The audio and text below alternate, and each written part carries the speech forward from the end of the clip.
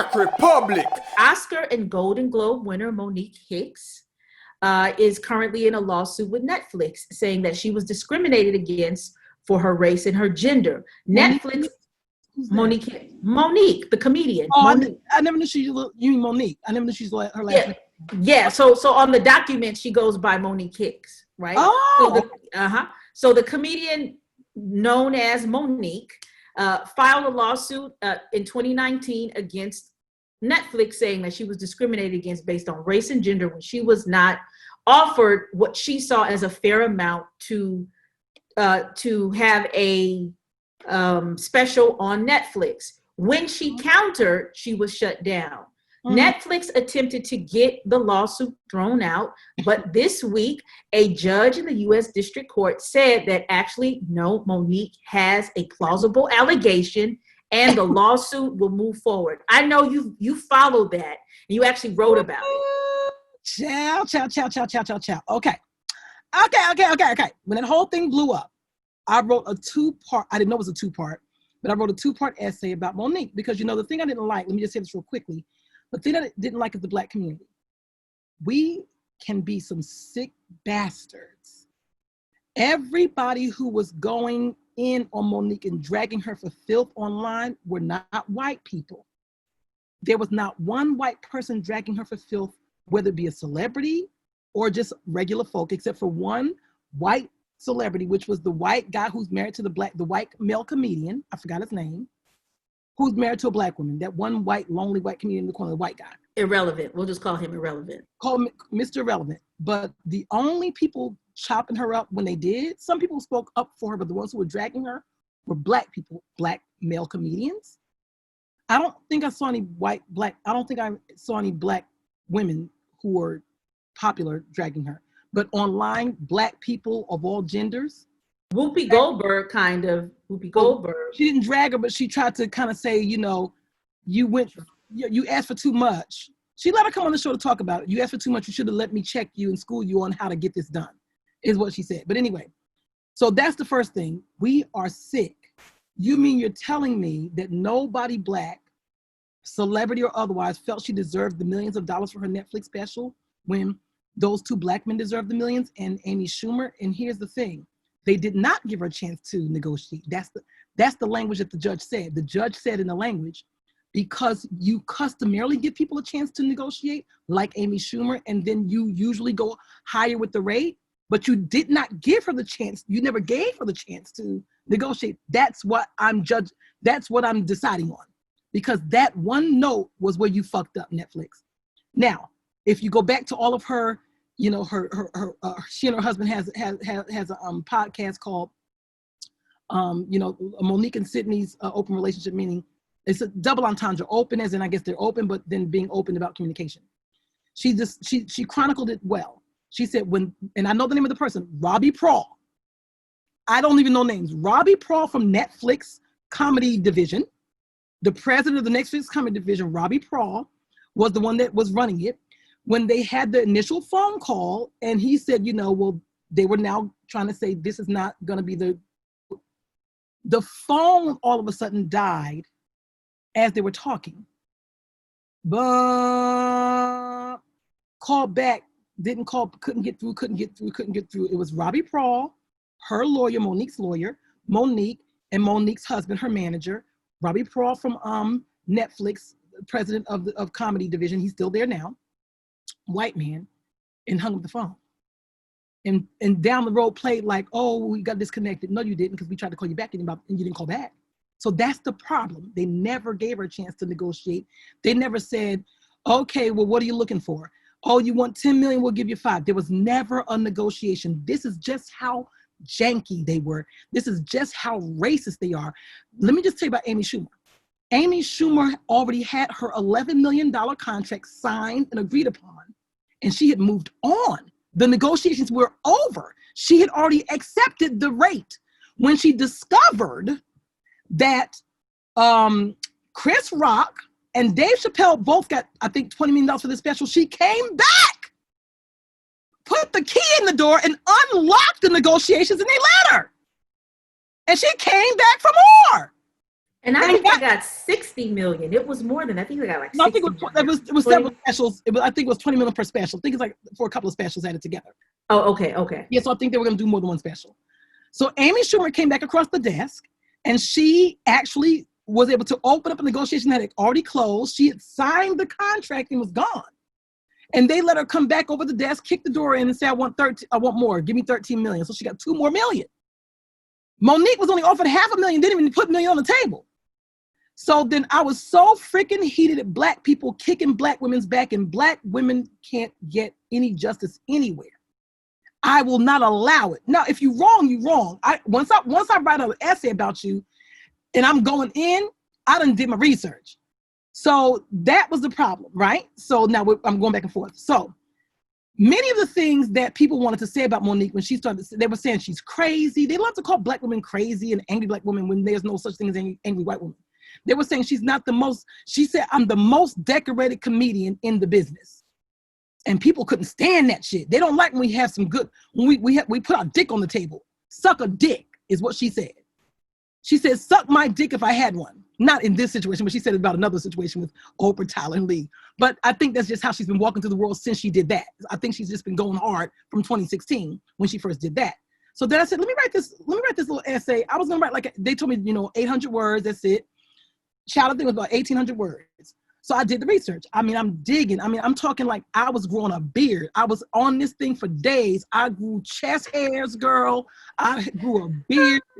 I looked like, and it was white. I looked like Santa Claus. I was looking nice and round.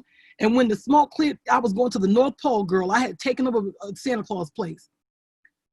Looked it up. I mean, I can't speak for now because I think I did the article about in 2019. When did I do it? 2018? I forgot when I did the 2-part article, the essay. 2018, probably. Yes, yeah. So you can embed the part 1 and part 2. So part 1, I put Netflix, y'all need to chill. Play on words like Netflix and chill. Netflix, y'all need to chill. Then my part 2, because I wanted to make sure the part 2 made sense. And this is what's interesting. People weren't talking about that. My part 2 was Netflix, y'all need to chill part 2. And then I talked about, what does that always talk about?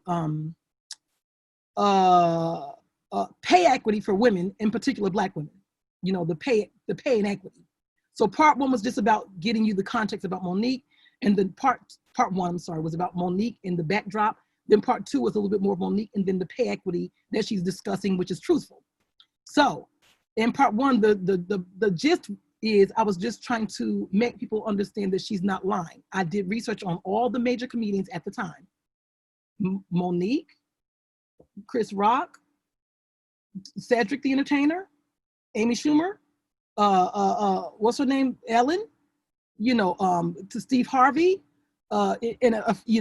Hughley, Kim Whitley, all these comedians. She's the most decorated comedian in the industry. Whoopi Goldberg, I looked her up too. Whoopi Goldberg. Eddie Murphy. Oh, Eddie Murphy. I looked them all up. Mm-hmm. I looked them all up. And you challenge my shit now because you're going to drop that article and embed that article. So I said, wait a minute now. And I still tried to say the most, but I tried to be nice. I should go back and edit that article. But I said that. She's the most decorated comedian. Decorated means received the most awards. Not nominations. She doesn't have the most nominations. I think some have more nominations than her, but she's won more. They didn't win. She has 50-something wins. I think Eddie Murphy had 16 nominations, or Chris Rock had 16 for this. And quality awards, it could be Oscars or, whatever, because they've done sitcoms and TV stand-up specials and, movies. So they've had different kinds of SAG awards and different kinds of awards, okay? Most decorated comedian.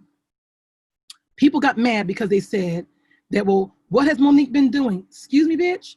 So at that same time that they gave this chick, Karen, AKA Amy Schumer, because she cried like Karen and ran back and got 2 million more, over top the 11 million, got 13 million. They both had movies out that year. Almost Christmas, I think that's what it's called. And Amy Schumer had some kind of movie out. Almost Christmas, where Monique was one of the main characters in the film. came out the same year that I forgot Amy Schumer's, it's in my article. Amy Schumer's film came out. Almost Christmas was a box office hit, and it made $47 million. It cost, I think, 15 to make, some low budget. It made $25 million profit. Amy Schumer's film cost $47 million to make, and it cost $46 million to make, and it made $47 million in the box office. It only made $1 million. It's a box office bust. Flop. Yeah, totally. Which proves exactly what you were saying. Same year, 2016. Okay, we know that Amy Schumer's not an Oscar winner. We know that Monique had a popular show for years called The Parkers. So you're gonna tell me when it's a Black woman, all of her receipts get burned because they don't happen now? So you're gonna tell me she didn't get an Oscar in 2017 or whenever you offered that, so she doesn't get it? So what's the point of having our curriculum vitae? What's the point of having our resume? What's the point of them saying, people love to use things and play it against us? Oh, it's about the experience. Oh, you need to get some experience. She has all the experience you can want. She's been in Queens of Comedy, everything. And then they wanna say, well, Amy Schumer filled big arenas. I got something for that ass too. That's true. Amy Schumer can do stuff at, a big arena and fill it. You don't give us big arenas. How do you know we can't fill it? That's an excellent point. And honestly, Amy Schumer's career has kind of fizzled since, since then.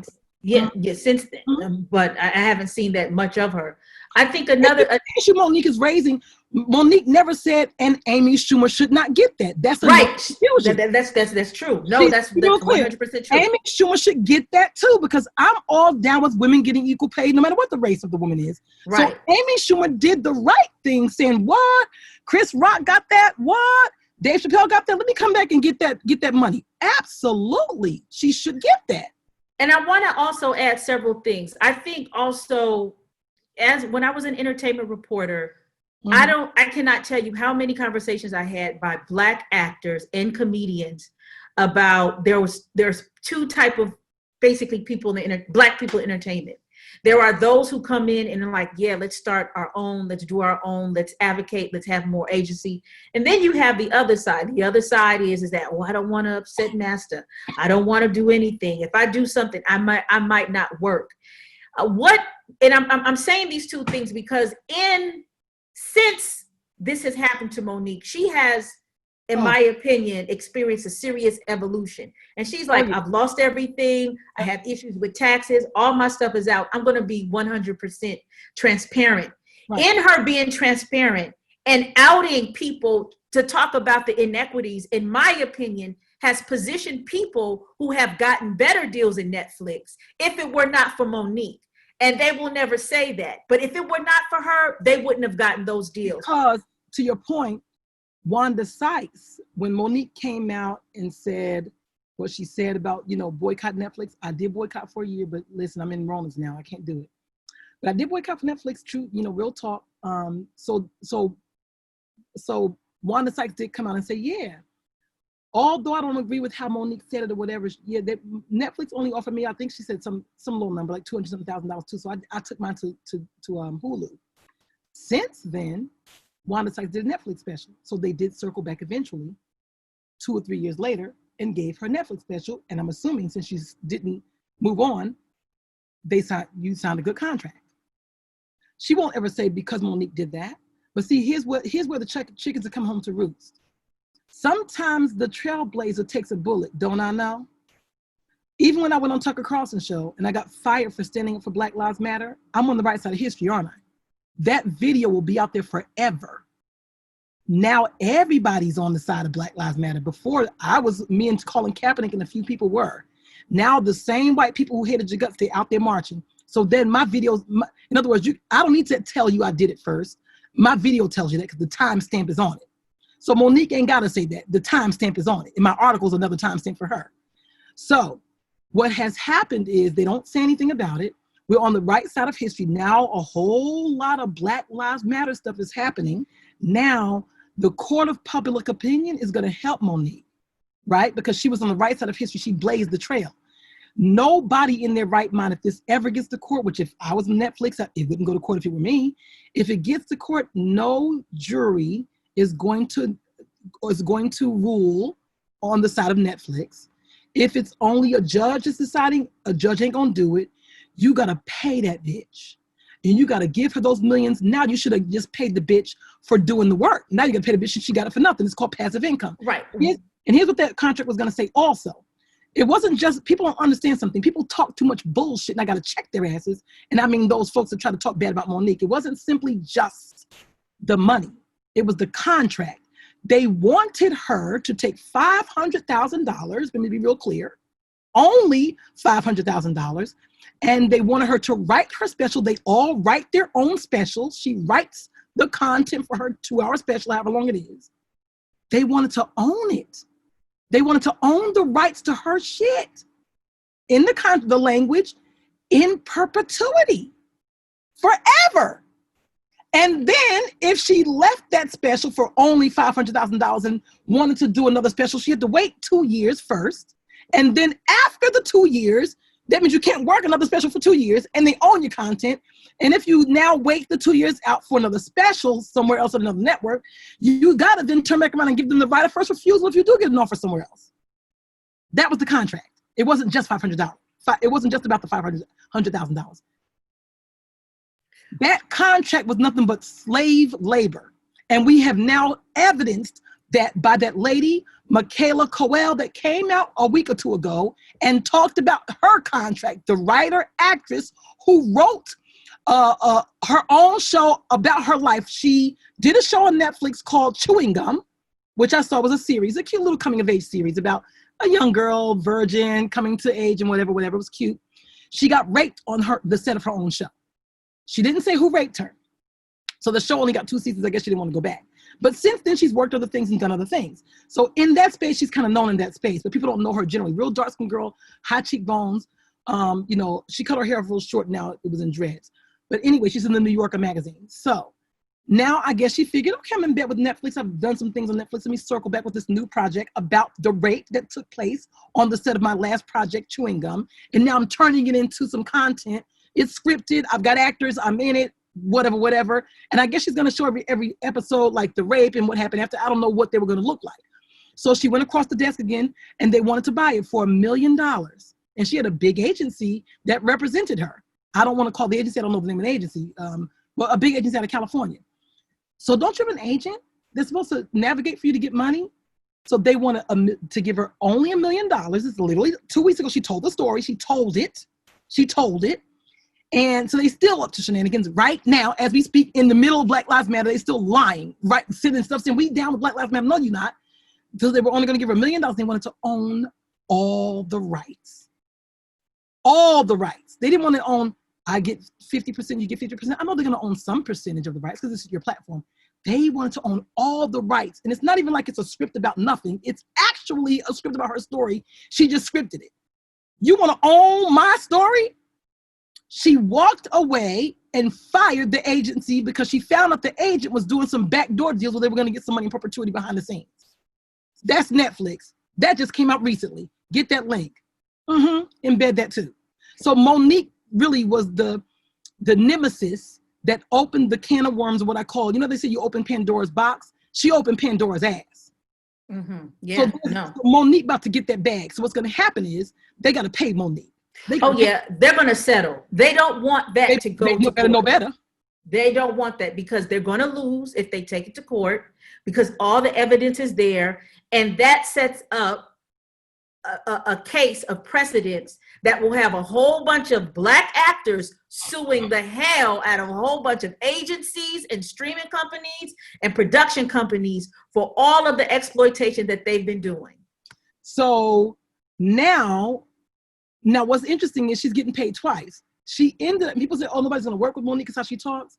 See, listen, I've told my sister many times, people cannot think that they can make a decision to unilaterally on your own decide to assault someone, harm someone without their consent. You didn't get their blessings, but then you want them to respond in a way in which you're comfortable. So you want to do an action without my consent. You want to do an action against me without my blessing, but you want my reaction to be vetted by you. It don't work that way, bitch. You do an action, you're going to get a wild ass reaction. So I told my sister at all times, know that. And you may not like it. So her reactions, you ain't got to like them. Like, and one thing I like about Jada Pinkett Smith, she did come out on social media at the time. She was one of the Black actors that did say, listen, you ain't got to like how Monique said it about Netflix or even about anything else. But she's correct. You don't have to like it, how she said it. So she did eventually get a Showtime special called Monique and Friends, something like that. That was last year. So she did, people said, ain't nobody gonna be fucked with her. They did. Where one man won't, another man will. Where one man's hamburgers, another man's filet mignon. She got the special. What people don't understand about Monique is this. Monique never, ever, ever wanted to be a TV celebrity on a sitcom or be in a movie and have a talk show, what she did. She just wanted to be a comedian. That other stuff that she ended up doing was called extra. She never stopped doing stand-up the whole time. Some people did, like Eddie Murphy stopped, but she never did. She's always done stand-up. You know what she gets paid for stand-up? $50,000 to $100,000 per stand-up. So when you talk about $500,000 for a special that I wrote that you own, I can get that in 3 or 4 shows. And I'm doing 10 minutes. And she also got the residency in Las Vegas for a minute. She was the first Black woman to get a residency in Las Vegas, Black woman comedian. After that, I think Lunel got one after that, and I think Lunel, comedian. First. She's got all these firsts. So fast forward, it ain't going down, especially now in the climate of Black Lives Matter. They in other words, see, that's why it always pays just to do the right thing, because time will catch up to it. Not for everyone, but sometimes you get lucky. I mean, she lived long enough for her to now, it caught up to her and she's now right. Sometimes you die before you see it, but in her case, she didn't die before she saw it. They done. They got to get millions for doing nothing but sleeping in her bed. Right. And for the record, all those people that shitted on her relationship or her partnership with Sidney Hicks, let me tell you, Now, let me tell you something about me. I'm not big on men managing their wives. But for Monique, because I didn't like the whole, when I'm like, Jill Scott, why your man managing you, girl? I didn't know that. Ooh, what? Not the one that her first husband, now she's divorced. Wendy, why your husband, man? You married a bum and he managed, you gave him a job. But in the case of Sidney Hicks, once again, I do my research, read my part 1 and part 2. Sidney Hicks was not her manager in the beginning. She had to fire people. She had a big lawyer, a big white agency, a big white publicist. She had all the Hollywood trappings, but she was living the life of a lie. She was not making no money, just trying to look like she was Hollywood. And they were trying to, and every single time, even when she did the sitcom, The Parker, her own agency kept saying, when it's time for them to renegotiate the contract, get it on the next time. She kept saying that, get it on the next time. When I wanted to go for more money each time I'm renegotiating my contract. Her agents are doing this. They're all in bed together. So she had decided to fire them all. And she asked her husband, could you manage me? This was not what was going on in their marriage in the beginning. That's how that came about, because she felt like this is my husband and he has a stake in the claim for the family. You would do better. You'd be better off with somebody that you love and your family managing you than some stranger. And see, what they don't realize is she ripped the page right from the book of LeBron James. Because back in the day, I forgot how many years ago it was, LeBron James did the same thing. He didn't tell the dirty as to why, but he just did it. He fired everybody. They have these sports agents and these publicists and all that. I don't know what year it was because I don't follow basketball that much, but it was a few years back. Go look it up, circa 5 or 10 years ago. He fired them all. Never gave the dirty as to why, and he hired 3 Black men who he grew up with. One went, I think 2 went to the same college he went to, whatever, and they all have backgrounds. Like one has a master's in marketing and something. They run his business. They've been doing it for years. He got rid of them. They don't care about you. And I'm not saying if I blew up tomorrow, I can't hire anybody because I don't have a lawyer in the family, but my sister would manage me. My sister would be the manager because she's managed businesses for other people, you know, in companies. But you know, kind of thing. So she ripped the page right from LeBron James's book. And to your point, during the height of the Black Lives Matter movement, it came out that one of these childhood friends and LeBron James just got a $100 million investment to build a media company. So this speaks to you. That's the friend. That's one of the three. Three. Yeah. So that's what I'm saying. So Maverick Carter is his name. Maverick Carter. And again, that goes back to, while we're trying to own ourselves, if we've got to get jobs or opportunities from white entities, we got to hold the line, because we want to eventually. I think now Monique is going to come out the box a bit different because I guess she's on own production company now. She's done some other movies, but like LeBron James, for example, LeBron James was the executive producer of Something Made. What's her name? About the lady that has the hair products. What's her name? Oh, Madam C.J. Walker. What was the movie called? It was called Something Made. I gotta look. Yeah, but anyway, LeBron James was an executive producer of that film and made them pay. What's her name? The main character? Oh, she was on The Help. What is her name? Actress. I don't keep up. I haven't watched movies in a long time. But anyway, LeBron James went to bat for her. I think it was on either Netflix or HBO. I think it was on Netflix. Yeah, that's another story. Netflix. Those bastards. It's exactly. It's Self-Made is the name of the movie. Self-Made, and the woman is what is her name? Well, LeBron James had to make them pay her what she deserved. Octavia Spencer. So you had to make, and this is literally like, when did it come out? Last year, 2019. They are notorious for their bullshit. Net fucks. You know, instead of Netflix, net fucks. Netflix fucks everybody when they're black. So because LeBron James was breaking their backs, they gave that girl that rate. But if it wasn't for the fact he was the black man standing there doing it, they would have screwed the girl, even now. So they full of shit. That's it.